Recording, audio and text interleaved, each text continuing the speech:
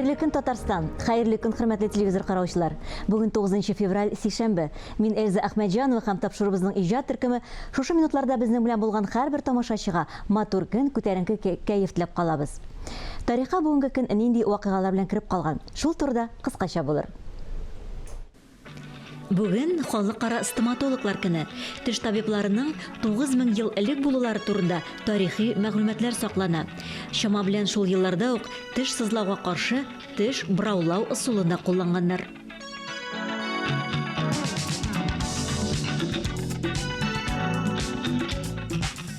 Мен 1923 елның нәкъ 9 февральдә илебездә гражданлык авиациясе барлыкка килә. Беренче очу Мәскәү белән Түбән Новгород арасында була. Һава юлының озынлыгы 420 километр тәшкил итә.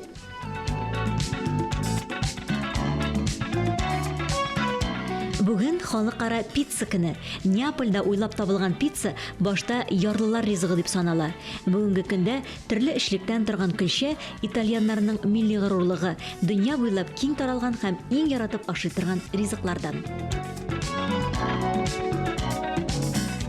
Тапшыруыбызны татар йөзе рубрикасы белән дәвам итәбез. Язучы Рабит Батулла аклы-каралы фотосурәтләр саклаган хатирәләрне яңарта. Бүген Бөек Ватан сугышында һәлак булган татар язучыларының аянычлы язмышын бәян итә.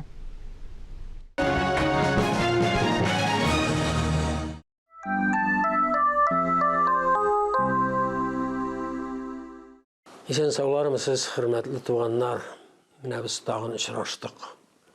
Biz Tatar yüzü degan topshiruvimizni davom etamiz. Mana bu Sovet Tatarstoni yozuvchilari degan kitob. Bunda pek ko'p yozuvchilarning halokati turida so'z bor.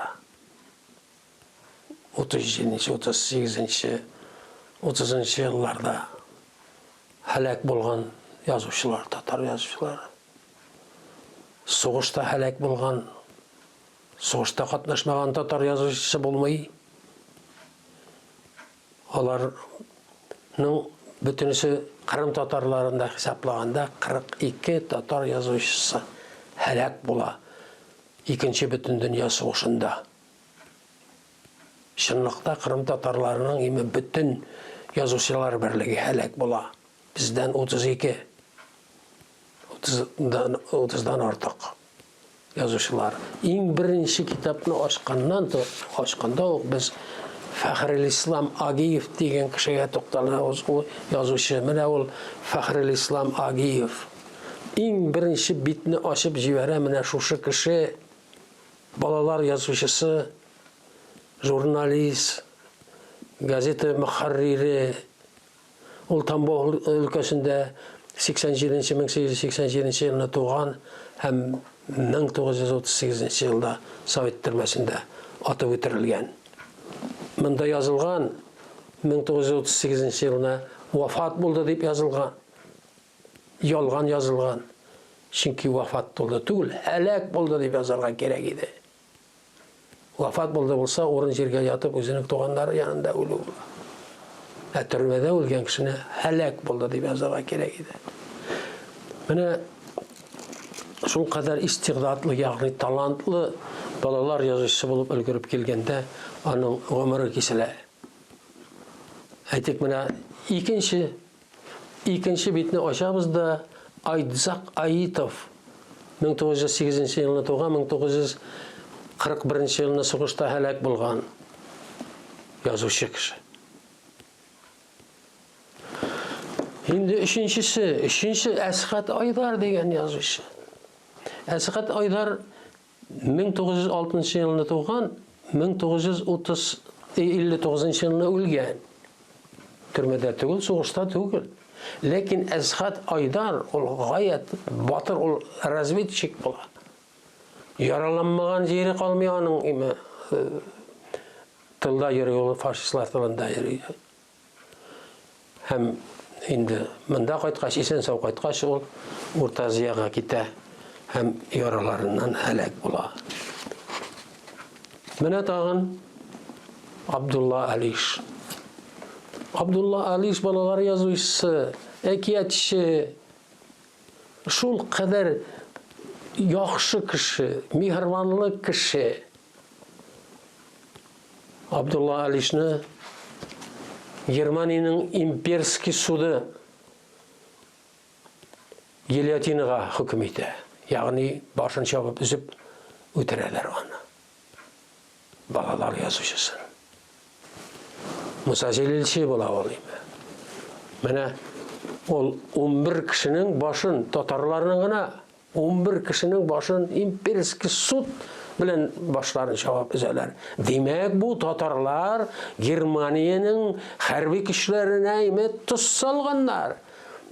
Димәк, алар име шул кадәр куркыныч янаган ки империягә, фашизмга име буларның башын кисмичә ярамый диелгән.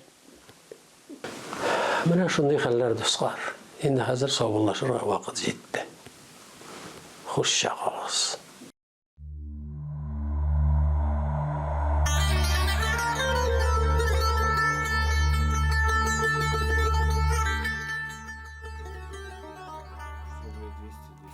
Исеме Әмир булса да, аны боеручы, әмир бирүче дип әйтмәс идем. Ул үтә дәрәҗәдә тыйнак егет.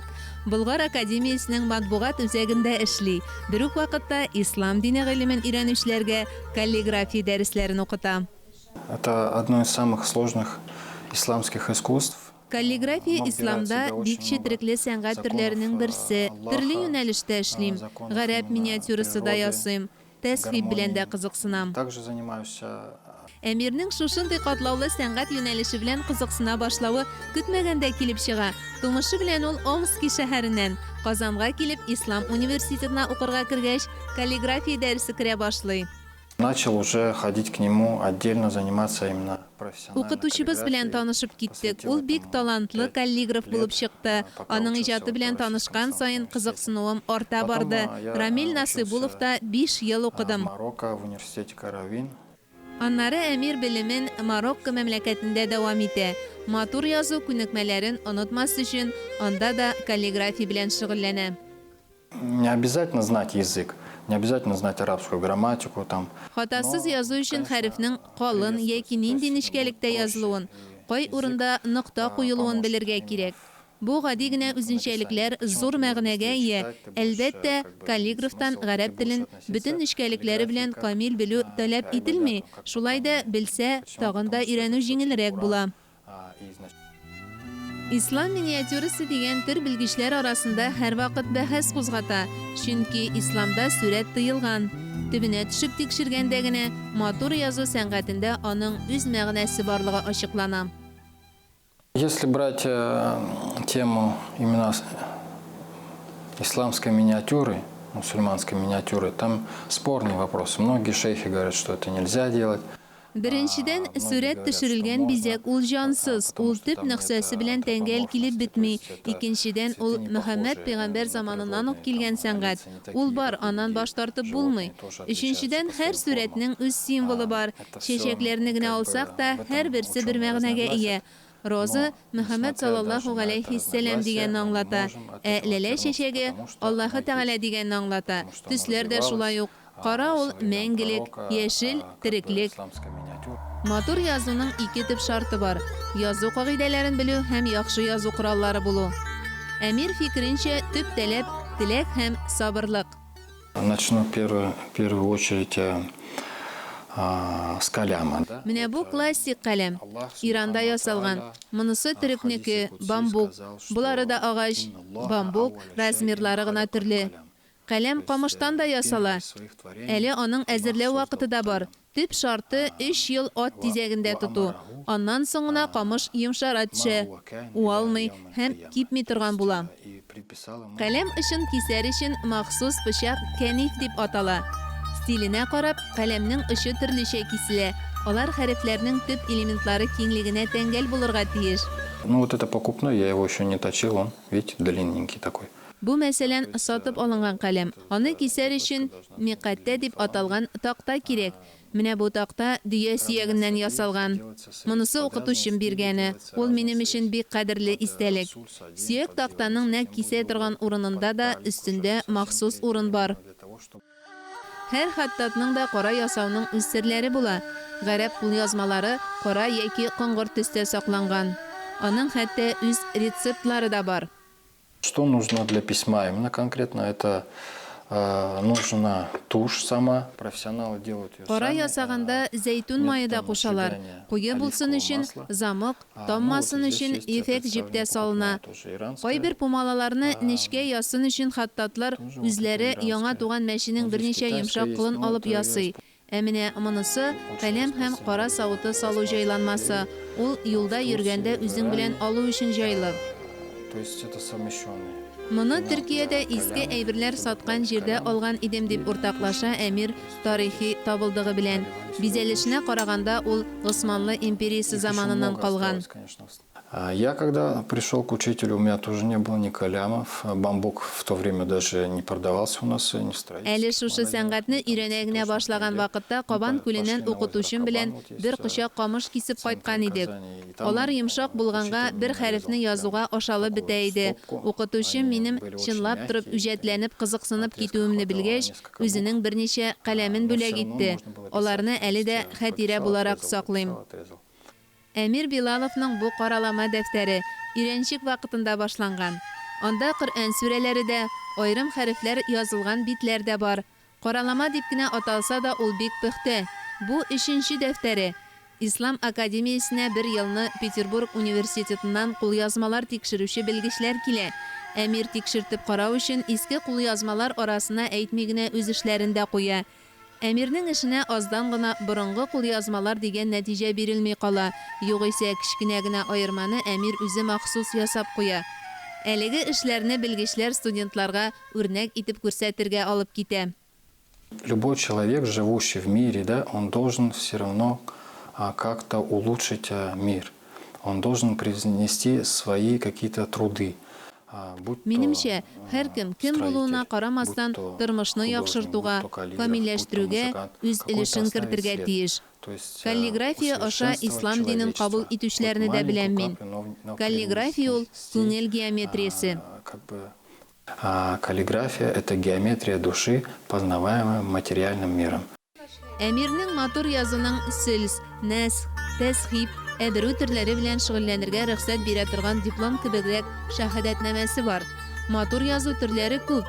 Җәли сөлс, иҗазәт, мөхәккәк, рәйхани төрләре дә бар. Каллиграфия сәнгатен гомер буе өйрәнәсең, чөнки камиллеккә шикләр юк ди Әмир Билалов.